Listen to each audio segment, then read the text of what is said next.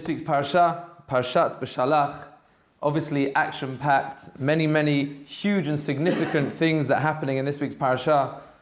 Not to mention, of course, Kriyat Yam Suf, the splitting of the sea, the Jewish people finally coming out of Egypt and getting to their final savory at the other end of the Yam Suf, of the sea.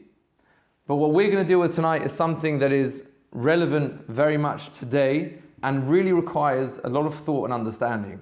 In this week's parasha, we're taught of the mitzvah of Mechiyat Amalek, a mitzvah in the Torah that exists until today, that we as the Jewish people, as soon as we have clarity as to who these people, this nation, this concept of Amalek are, we seemingly have an obligation to destroy their memory and wipe them out. Obviously, not an easy thing to talk about, not an easy thing to understand, especially from a religion that we believe so much in peace. And we can understand perhaps in the stories of Tanakh, when we're coming to conquer the land of Israel, that we had no choice but to go to war, and Hashem clearly told us to go to war.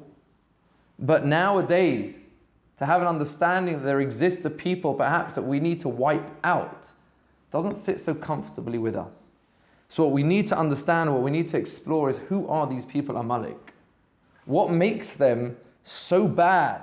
What is it about them that is so wrong, that is so against Judaism and Jewish philosophy and Jewish understanding, that the only way to deal with it is to completely wipe out their memory? So one of the most clear points that we see in this week's parasha about a difference between Amalek and perhaps any other nation that us as the Jewish people have had to fight is the difference in the way that Hashem actually commanded us to do it.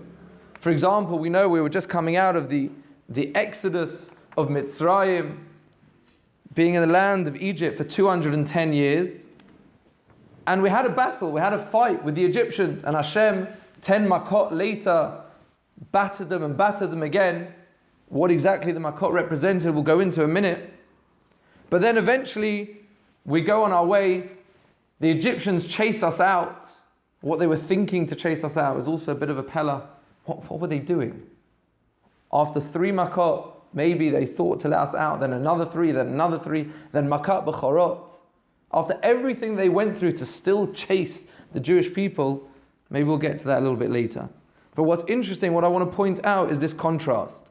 When Hashem is speaking, or Moshe on behalf of Hashem, is speaking to the Jewish people about the obligation of fighting back against the Egyptians, Hashem says, or Moshe says to the Jewish people, Hashem yilachem lachem, va'atem tacharishun. Hashem, God, is going to fight your battle for you. Va'atem tacharishun. You can just relax. You can wait quietly. You remain silent. You have nothing to do. Just sit back, relax, a cup of coffee, and Hashem will deal with it. I don't want you to get involved. I don't need you to get involved. Now, obviously, God never needs us to get involved. If there's any army, any battle that Hashem requires the Jewish people to go out and fight, there's got to be a reason for it. But the stark contrast between these two that we're going to see right now is something that really jumps out at you. Because when it comes to the people of Amalek, the battle of Amalek, when we are attacked, in the very same parasha, Hashem says to Moshe, to Yoshua, Bachar lanu anashim, Moshe says to Yoshua, choose men, choose an army, v'tzei lachem ba'Amalek. You need to go out and fight Amalek. So we have the Egyptians, who are no less an enemy of the Jewish people. They've just enslaved us for 210 years, and Hashem says, don't worry, I'll take care of the Egyptians. You sit back and remain silent, tacharishun, relax, don't worry about it. But when it comes to Amalek, asher karcha baderech, that they just happened upon you, they ambushed you as you're walking through the desert. You've just come past Kriyat Yam Suf, and they pounce on you. Hashem says, you choose an army, you go out, and you fight. So why is it that with the Egyptians, Hashem was happy to fight for us? And when it comes to Amalek, we have to fight. And more than that, one of the most strange battles that we have as Jewish people, because we know that it wasn't just a war. It wasn't just send out an army and have man-to-man combat. How do we fight? Moshe Rabbeinu has to stand on top of a mountain, hold up his arms, and only while his arms are in the air are we succeeding. And when his arms fall down, Hashem makes it that we lose. So Hashem is clearly fighting for us, but we have to do our bit. So what exactly is going on here? Why do we need that? Why is Hashem telling us that with the Egyptians, relax, sit back and watch? But with Amalek, that's not enough. With Amalek, you need to go out and you need to fight. So to understand this, we really have to understand who are Amalek. Why are they, of all the nations, of all the exiles, all the terrible tragedies and pogroms and everything that the Jewish people have been through over 3,000 years, why are they the sworn enemy of the Jewish people? Why are they the absolute antithesis of evil when it comes to Torah? The Egyptians weren't bad people. The Assyrians, Babylonians, the Romans, the Greeks, the Nazis, all these people have tried. All these people equally ruthless and brutal. What is it about Amalek that Hashem says you need to go and fight? And more than that, it's not enough just to fight. You have to wipe them out. It's a mitzvah that we have in the Torah. Timched zecher Amalek. Obliterate their memory. So what does Amalek represent? So we know famously, Rabbi Tat says it all the time, the idea of Amalek is the idea of Safek. The gematria, the numerical value of Amalek is 240, and the numerical value of Safek is 240. So we're onto something over here. Apparently Amalek are the people that brought doubt to this world. Now we may have heard that before, and I don't know about you, but I've always thought, okay, so they brought doubt. What does that mean? They bring this doubt, this concept that maybe there isn't a God in the world.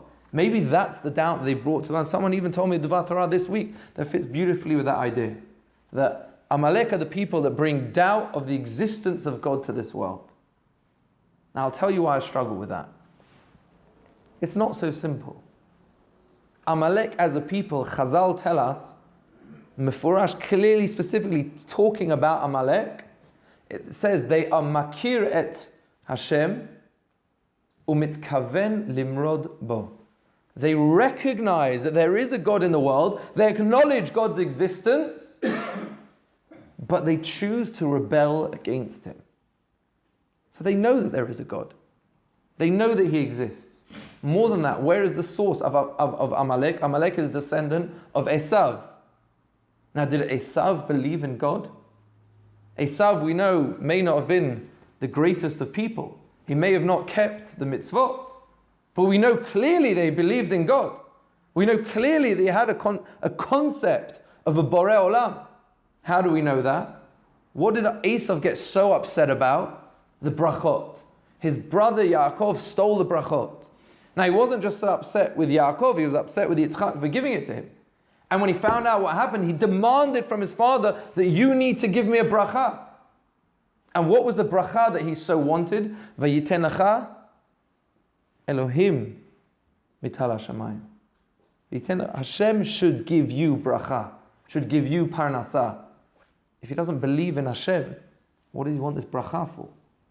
He understands that there is a koach of bracha in the world, and there is a Hashem, there is a Borei Olam, a creator of the world, that bestows this bracha on the world.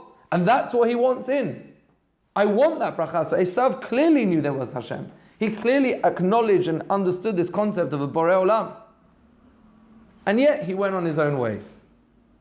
And the same is true with Amalek himself. And eventually we see the ultimate descendants of Esav was Haman. And Midrash after Midrash brings about Haman himself that he knew full well about the God of the Jews. And he understood that there was a God in the world. And he understood that these Jewish people, their God is Hashem, and as Hashem is the one who's looking out for them.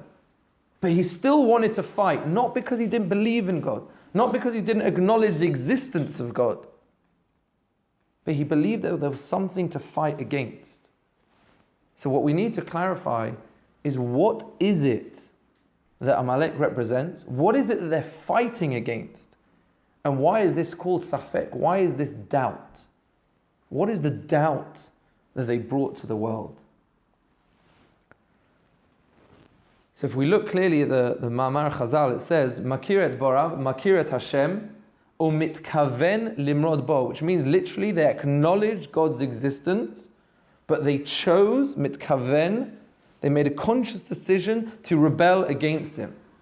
Says Rabbi Miller, you have to understand it clearly. It's not that despite the fact that they acknowledge God's existence, they chose to rebel against him, but rather because of their acknowledgement of God, they chose to rebel against him. What does that mean? That means that they had such a clear understanding of God in the world and God's part that he played in the world. Don't forget, where do we first meet Amalek? It's after Kriyat Yam Suf. Everyone in the world, they heard about the plagues, they heard about Kriyat Yam Suf. People witnessed with their own eyes the blatant miracles of God, and yet they're going to come and say, oh no, there's no God, don't worry about it. Of course they understood there was a God. Of course they saw that he interacted with this world. So Amalek's doubt that they brought to the world was not doubt in the existence of God. The doubt that they brought to the world was the doubt of the power and relevance of you and I. If there is a God who is so almighty and all-powerful, so who am I? What could I possibly do? What relevance do I have, and what relevance are my actions, my mitzvot? What do I need to bother? So you, God, you have complete, total control over everything in the world. I'm going to rebel against you and I'm going to fight. And this safek, the doubt that I'm going to bring to this world, is not doubt in your existence, but doubt in your people. I'm going to cause that your very own people, who you've looked after for so long, are going to question whether or not their existence is relevant. Whether or not that I have any relevance. Whether my actions have what we call mashma'ut, significance in this world. That's the doubt. That is the safek that Amalek brings to this world. And how do we know this? Where do we see Amalek first come into the picture? We know that we went through the Makot, we went through Kriyat Yam Suf, and the Jewish people now start to complain. They're in the Midbar, they get hungry, they don't really like the food, so they get some poultry, they get some meat, it's all very nice, and they're more thirsty and they want water, they get everything that they want. And then suddenly comes along the Pasuk, the Jewish people question, Hayesh Hashem bekirbenu imayin? The Jewish people stand and they say, where's God? Hayesh Hashem bekirbenu imayin? Is God here? What do you mean? The Jewish people are questioning the existence of God? They just were taken out of Egypt on the wings of eagles. Plague after plague after plague, miracle after miracle. Then they get to Yam Suf, they think they're done for, and the sea splits, and they go through. How can they doubt the existence of Hashem? And the answer is exactly what we just said now. They're not doubting the existence of Hashem.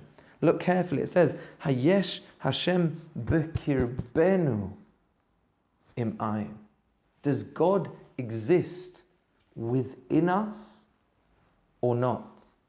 They're not doubting whether God exists. They're doubting whether they are significant and relevant and important enough that God exists inside them. Whether they are important, whether their chelek, their part that they have to play as people in this world is relevant, or they're just puppets. And Hashem's just having a laugh, juggling us all around, doing this, go here, go there. Hayesh Hashem bekirbenu imayin. Does God really care what I do? Do my actions have relevance or not? And immediately after that, Vayava Amalek v'ilachem Yisrael. Immediately after that, that's when Hashem says Amalek. Hashem says to the Jewish people, you've fallen into the trap of Amalek. Amalek brought this doubt into the world, and you've fallen for it. After everything I've done for you, and you've fallen for it. So now I need to give you a sworn enemy that for history, for years to come, is going to be a reminder for you. A challenge, a battle that you're going to have to fight. And if you keep up that battle and you fight with them, and you actually destroy and obliterate their memory, then you'll always constantly remember that you as a people have relevance.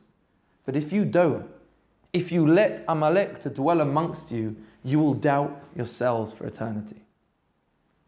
And we see this amazing idea actually quite a few times in the parasha, again and again and again.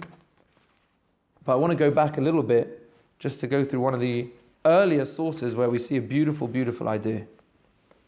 If we go back to Parashat Vayetzeh, we're talking now about Yaakov Avinu. Yaakov Avinu is running away. Funnily enough, who's he running away from? Esav, the forefather of Amalek, the grandfather of Amalek. He's running away from his brother Esav because Esav is trying to kill him. He gets to a certain place. He decides he's going to sleep there. He has a sleep. He has a dream. He sees this ladder with angels going up and down. The Pasuk tells us the significance, the relevance of this ladder is, by the way, it's not just a ladder, this spiritual source in Shamayim, but it's a ladder that's grounded on earth. It's a connection, a chibur. Hashem is teaching Yaakov a lesson. There is a chibur, there's a connection between you down here and Shamayim up there. Don't think that there's this disconnect. Don't think that you're irrelevant, but it goes much deeper than that. It says, Vayikatz Yaakov mishnato. Yaakov suddenly awakes from his sleep. Vayomer, and he says, Achen yesh Hashem b'makom hazeh, va'anochi lo yadati.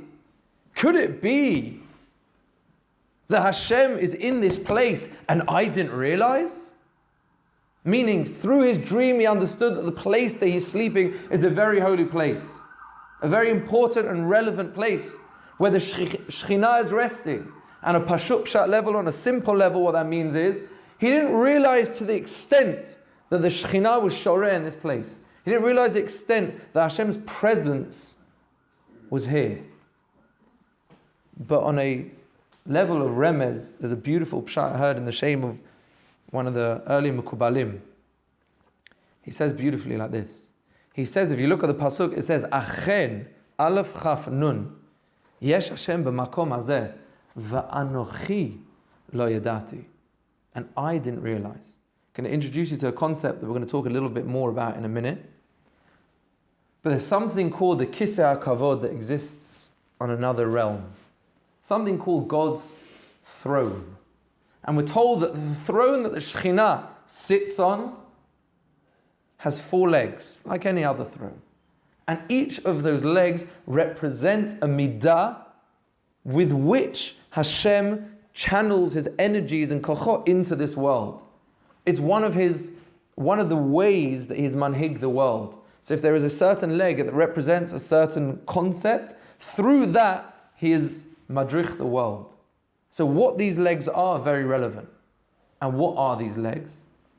We're told that these 3 letters, Aleph, Chaf, and Nun, Achen, Yesh Hashem makom hazeh, is Aleph, Chaf, and Nun. Aleph is Aryeh, a lion. One of the pillars, one of the legs is a lion. I don't claim to understand all these things and what exactly they represent, but we'll try. Chaf is Kruv. We're told that one of the faces of the Keruvim, not cabbage, yeah? One of the faces of the Kruvim, of the cherubs, the little angels that were on top of the Aron and the Beit Mikdash, used to face each other or turn away. One of the legs of the throne has the face of a Kruv on it. Nun is Nesher, an eagle. So we have Aleph, Chaf, and Nun. Achen. Says Yaakov Avinu, I went to sleep and I woke up in this place. Achen yesh Hashem b'makom hazeh. I knew that God was here. But what did I not know? Anochi lo yadati. Anochi and Achen are the same words, just with one extra letter. Achen and Anochi. Anochi has an extra yud. The difference between the word Achen and Anochi, which means I, is the yud. And we're told that that yud represents Yaakov. Yaakov Avinu goes to sleep. And when he wakes up, he realizes from his dream, he says, I knew there was a concept of a Kisei HaKavod, and I knew there were 4 midot, 4 ethoses that God chose to run his world through them, but Anochi lo yadati. I knew there was an Aryeh, I knew there was a Kruv, I knew there was a Nesher, but Yud, Anochi, Yaakov Avinu, that I didn't realize. That the fourth leg, we're told, is Dmut Adam, the face of man. I didn't realize. And the Gemara tells us that face of man was none other than the face of Yaakov Avinu. So what does that mean? Yaakov goes to sleep. He wakes up and he has this dream and he suddenly realizes, wow, me, Yaakov, I am one of the faces, one of the legs of the Kisei HaKavod. What on earth does that mean? And why is that relevant to our parasha? So on a simple level, if you can have a simple level of these things, on a simple level, it means that if the face of man is one of the legs of the Kisei HaKavod, it means that we, mankind, are one of the aspects, we have to understand, we'll elaborate in a minute, one of the aspects that God takes into account, an ethos by which He runs His world. Which means that whatever level Anochi lo yadati, Yaakov Avinu says, I didn't until now realize the power and the significance of man. And we're going to explain a little bit more what that means. If you go a little bit earlier on in our parasha, we have the famous Shirah. We had the famous Az Yashim Moshe, the Shirah, the song that the Jewish people sang when they finally crossed the Yam Suf and they finally were saved on dry land on the other side and they escaped their enemy. Now we're told that we learn many different things from the Shirah itself. Different concepts, different mitzvot, different ideas. And one of the places that we learn that from is the pasuk Ze Keli V'Anveo. The second pasuk in the Shirah says, Sus Rachma Ramabayam is the end of the first pasuk. Oziv Zimrath Ya Vayhili Lishua Ze Eli V'Anveo Elohei Aviv Aromemenu. The middle of that pasuk, and it's separated from the other words, Ze Keli V'Anveo. Now there's different things that we learn. One of the concepts the Gemara learns from this pasuk is Hidur Mitzvah. The concept of beautifying. The word V'Anveo can mean to beautify. The concept of not just doing a mitzvah, not just doing the bare minimum, not just going to a shop and buying a daled minim for the cheapest £18 set that you can get. But hidur mitzvah, the concept to beautify a mitzvah. Do it the best way that you can. That's an idea that we learn from this, from Shirat Hayam. But the Gemara tells us something else. He says we learn something unbelievably important and essential for every single one of us, our lives as a Jew. It says you learn from here the concept from Ze Keli V'Anveo. It says the word V'Anveo, says the Gemara, is Ani V'Hu. Me, V'Hu, and you. God and the Jewish people. You and Hashem. Says the Gemara, what do you learn from there? Ma'ahu Rachum, Af Ata Rachum. Just like Hashem has Rachmanut, has compassion, so too you should have compassion. Now we're not learning the concept of to be compassionate from here. We're learning, this is a concept we have in a few places, that the mitzvot that we have in our lives are mitzvot that are there to emulate the ways of God. The reason why we are meant to be a moral people is because Hashem is moral. The reason we're meant to be just is not just because it feels good and we have an inkling that it should be like that. It's because we understand that Hashem is just. The reason why we give charity is not because, oh, why not? Or I should, or it's a nice thing to do, but we understand that if that is something, a midah, a character trait that exists by God, it means that it is emet, it's absolute truth. And our goal as Jews are to emulate the ways of Hashem. It's a mitzvah called belech techa b'drachav. To walk in the ways of God is a mitzvah that we learn from here. But what does it mean? It's much more than just walk in the ways of Hashem. Our rabbis go so far to tell us that every single mitzvah that we have is by the way, a mitzvah that Hashem Himself does. Whatever that means, we'll get there in a second. But every single mitzvah that we have, the reason why we do it is because Hashem does. Now what does that mean? Many times we have concepts that we talk about and we throw around and we even say it ourselves and we don't necessarily understand them ad asaf completely. If you were to ask someone, why do we do mitzvot?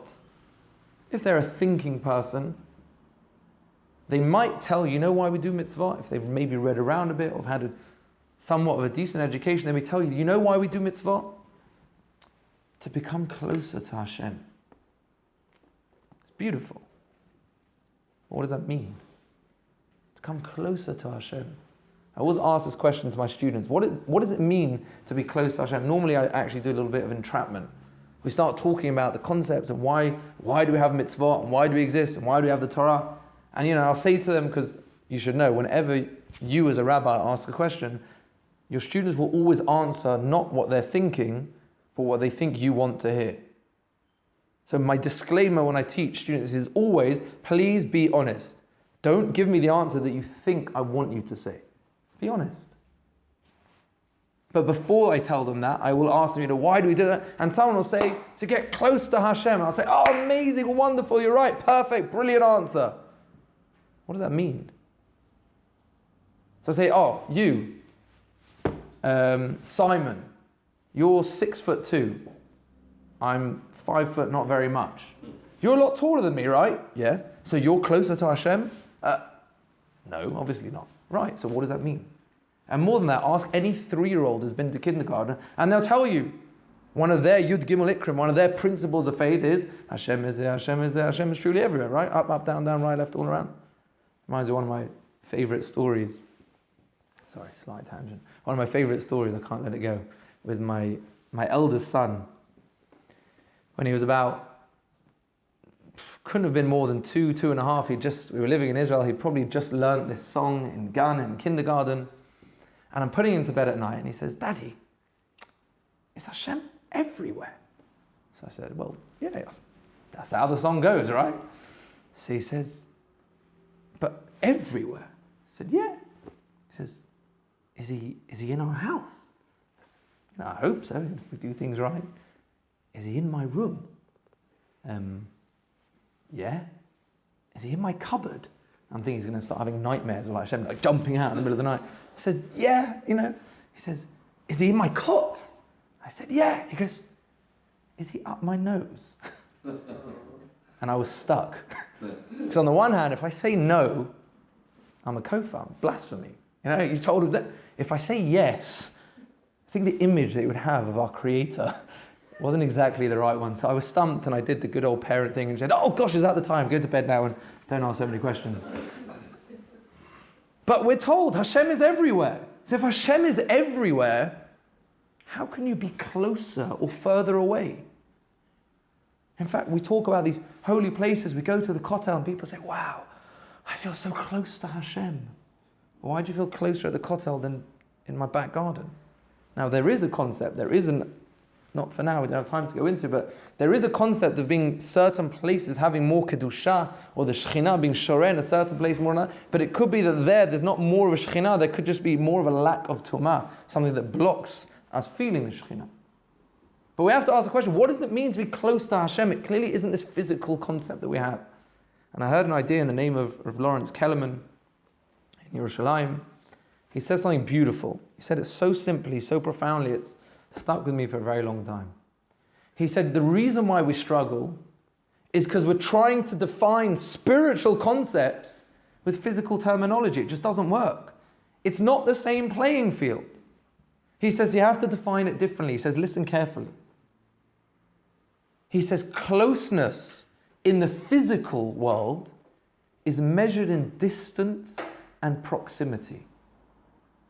Closeness in the spiritual world is measured in similarity and likeness.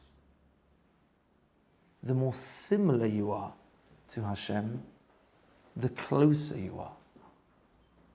Which means that the function of a Jew, the reason why we're created, the Ramchal Rav Moshe Chaim Luzzatto in his famous works, the Derech Hashem tells us, that the reason why every single person in this world was created, and the reason why we were created physical, and we exist in this world and not in that world, and the reason why we have to work in this world and earn it, is to achieve something called dvekut.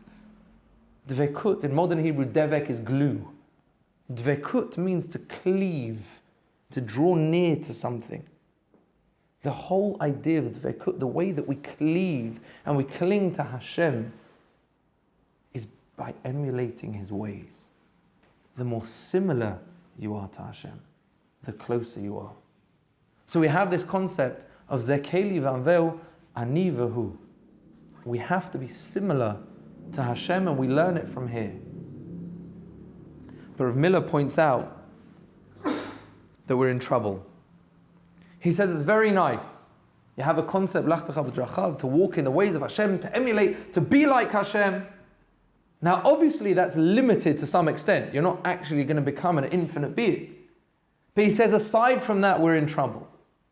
Because if you imagine for a minute, I always picture, my little daughter who, you buy her first dolly and her pram, or, the toy kitchen or whatever it is, and they try and be like mummy. And so all the secrets, all nursery teachers will tell you, you see how mothers are at home by the way their children are in kindergarten. So if there's one daughter that's sitting by the kitchen and they've got the phone like that, and like trying to, so the way they push the button, because they're trying to be like mummy. So we're trying to be like Hashem, and it's very cute. He says, but even if you succeed as much as you succeed, surely there's always going to be one thing missing. As much as you want to be like mummy, mummy doesn't want to be like you. So if our purpose is to be like Hashem, Hashem doesn't want to be like us. So how can I be like Hashem? How can I emulate His ways? Surely the Zekeli Vanveu is missing, is lacking. And he says, actually, the answer is it's not true. And where we learn it from is again from Shirah. We're told that the reason why the Jewish people came to this point and they decided to sing the Shirah is because they realized something amazing at this point. It was their final salvation. But the reason why the Shirah goes through some very strange things, for example, we just said a minute ago, Sus v'rochbo rabba bayam. A horse and its rider were drowning in the sea. Why does it need to tell us that? And the Midrash tells us that the Jews, Hashem wanted the Jews to witness what was going on in the sea. You've been through all these tragedies. You've seen people torture you for years and years.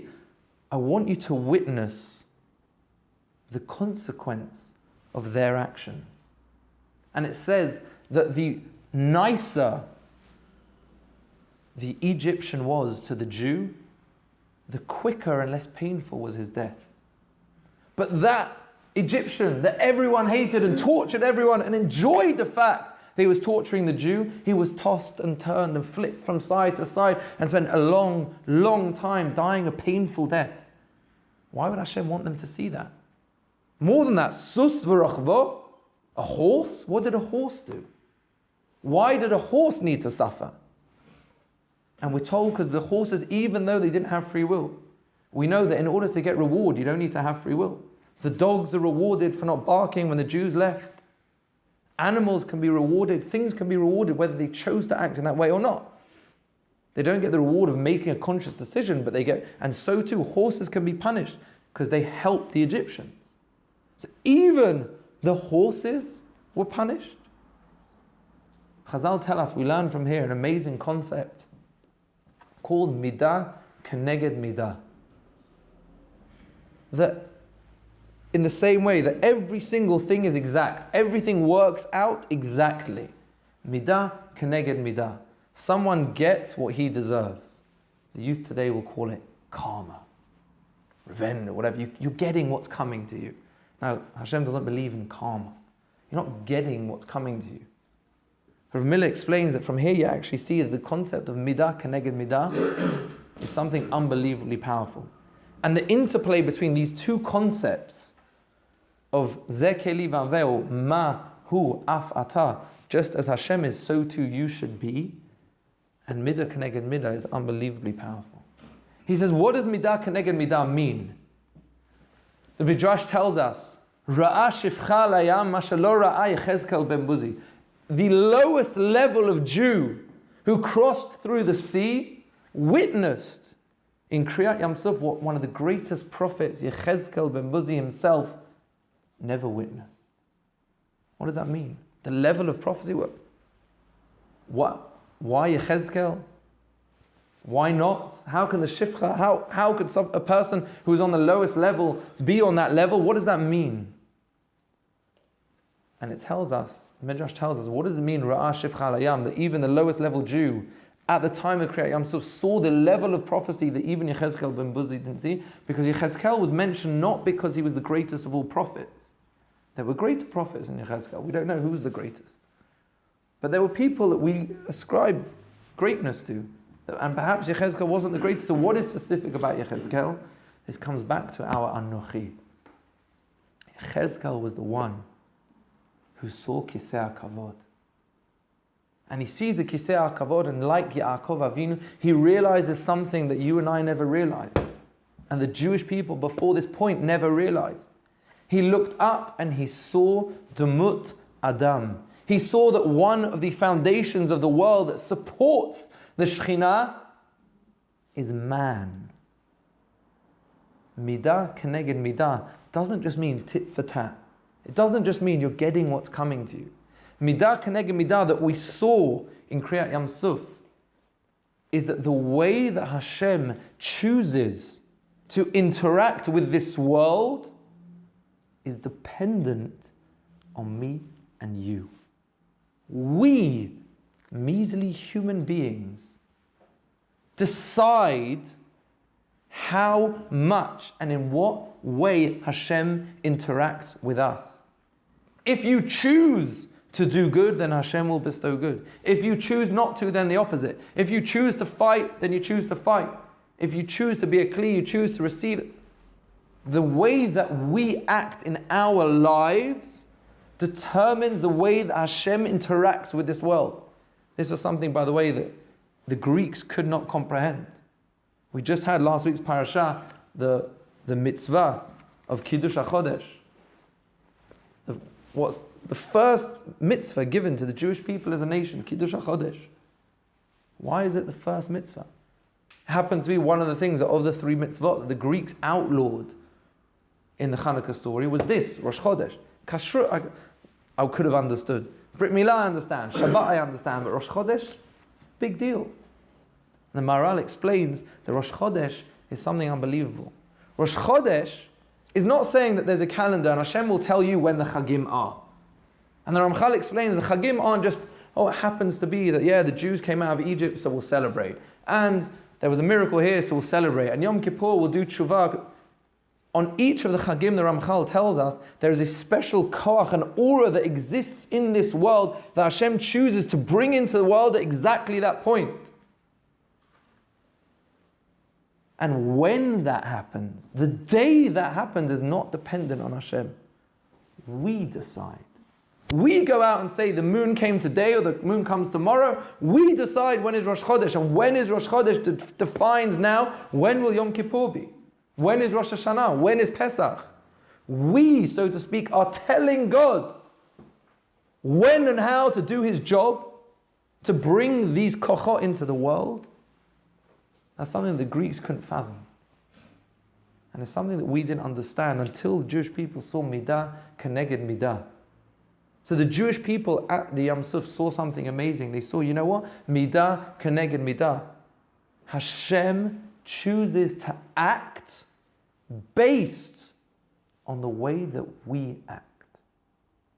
So you might think, Zekeli Vanvel, very nice, you want to be like God, and it's so cute, you want to copy Him, but He doesn't want to be like you. And the answer is, you're wrong. Midah keneged midah teaches us that Hashem does want to be like us. He chooses to interact with the world based on our actions. And that's what the Jewish people saw. The power of the human being. And it's no coincidence, therefore, that immediately after this, we're met with Amalek. Immediately after this, we bump into the people that try and tell us, you think you have power? Oh, you saw midah keneged midah. Every single Jew, even Shifcha Layam, the lowest level Jew at that time, saw what it means that Hashem, midah keneged midah, interacts with the world based on you. You think you have power, you have relevance? I'll prove to you that you're wrong, and Amalek brings safek into the world. But there's a beautiful chap at the end. Miller points out there's something very interesting. In this week's parasha, the very end of the parasha, we're told about Amalek. But this week's parasha is not the mitzvah of mechiyat Amalek. This is not the source. If you look up, where does it say in the Torah that we have an obligation to wipe out Amalek? It's not here. It's much later in Dvarim, in Parashat Ki Tetzeh. And what is the difference between the way it's said? Beautiful. When it's talking about this in this week's parasha, Hashem says, Ki macho emche et zecher Amalek. I will eradicate the memory of Amalek. But in Ki Tetzeh, when it's speaking to you as the Jewish people, it doesn't say that. It says, Timche et zecher Amalek. You have to do it. So Amalek, who the people are telling us that we don't need to do anything, of the fights that we had, either the Mitzrayim, the Egyptians, or the Amalek, Hashem says, no, Amalek, you need to go and fight. But Rav Miller says something beautiful. We know the concept, we just said, that Hashem does mitzvot and we need to copy them. But the only time that concept is mefurash, is spelt out in the Torah, is the mitzvah of Mechiat Amalek. Then, specifically, purposely there, Hashem says, you know what? You have a mitzvah to wipe out Amalek. You know why? Because I have a mitzvah to wipe out Amalek. In this week's parasha, it says, Ki macho emche, I will wipe them out. And therefore, you have the mitzvah to wipe them out. So the safek, the doubt that Amalek bring to the world, is not a safek in the koach, the power of the Borei Olam, in how powerful Hashem is. The absolute opposite is true. Amalek didn't understand. How can it be that God is so powerful, and yet you and I, our actions have relevance and significance? The lesson that we have to learn from Amalek is that you and I and human beings have unbelievable power.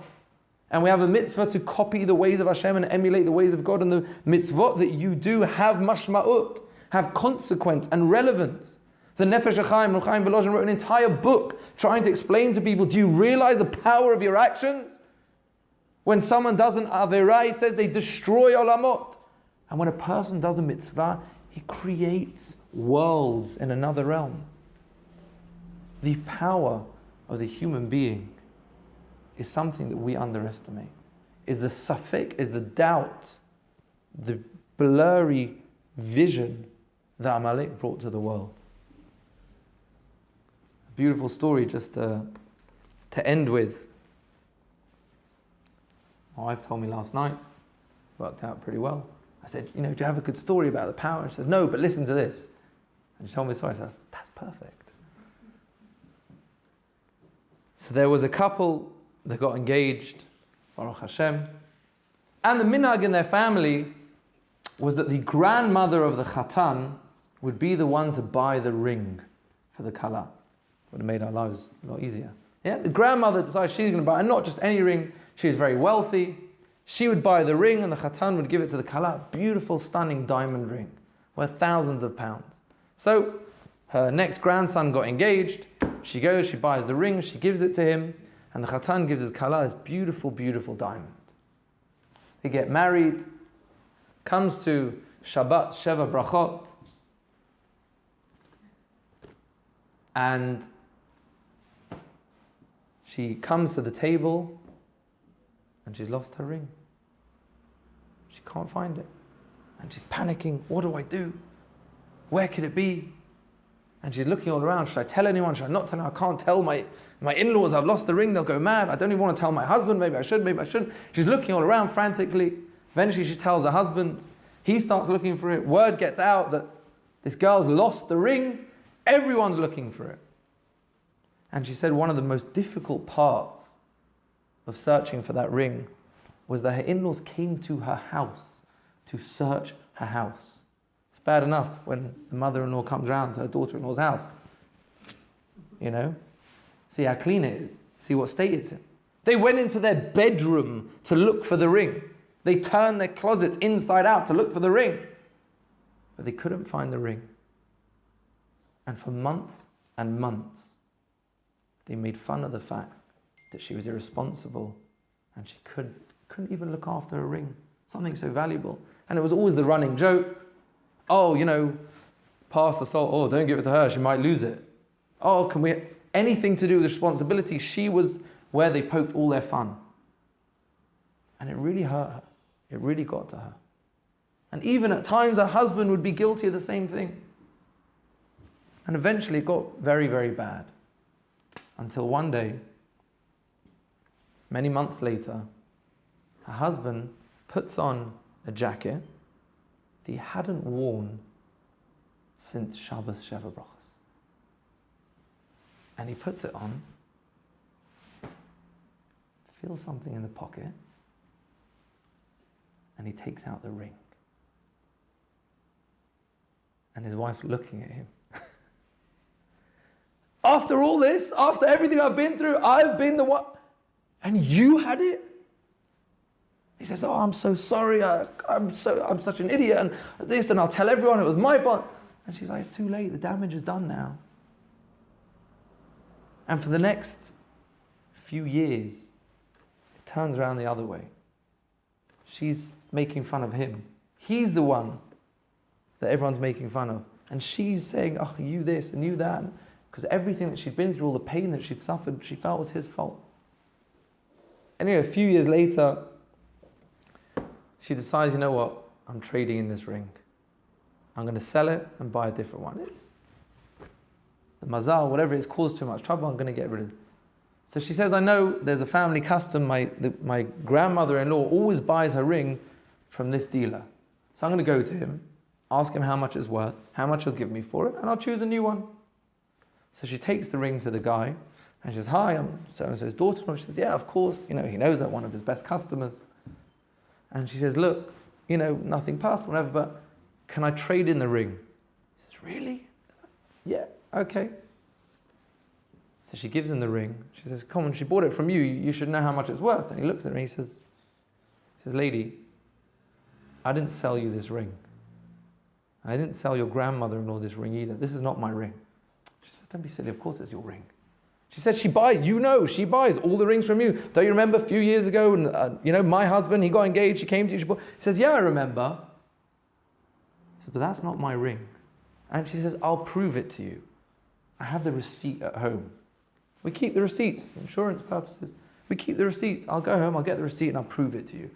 You must have drunk something funny today. So she goes home, she goes into the cupboard, she pulls out the receipt, she says, see? She sees the receipt. But she sees that receipt's from a different shop.